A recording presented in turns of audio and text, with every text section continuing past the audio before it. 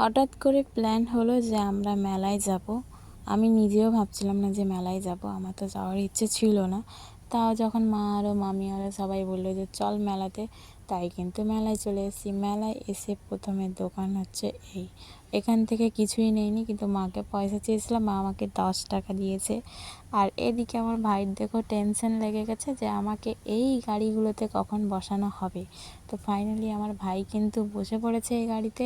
আর ও তো খুব মজা, মানে আমার দেখে মাথা ঘুরে যাচ্ছিল। আর হালকাভাবে কিন্তু বৃষ্টিও পড়ছিল। তারপরে কিন্তু আবারও আমরা মেলার মধ্যে চলে আসি কিছু কেনার জন্যে। অনেক কিছু খুঁজে খুঁজে কিছুই পেলাম না। আর এই দেখো মামার সঙ্গে দেখা হয়ে গেল।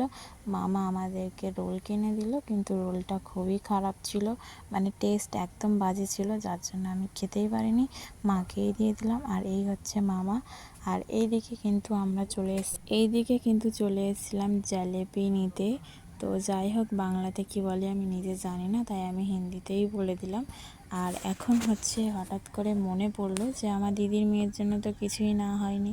তো যখন ওর বাড়ি যাব তখন আমি কিন্তু এই খেলনাটা না হয়ে গেছে, এটাই আমি দিয়ে দেব।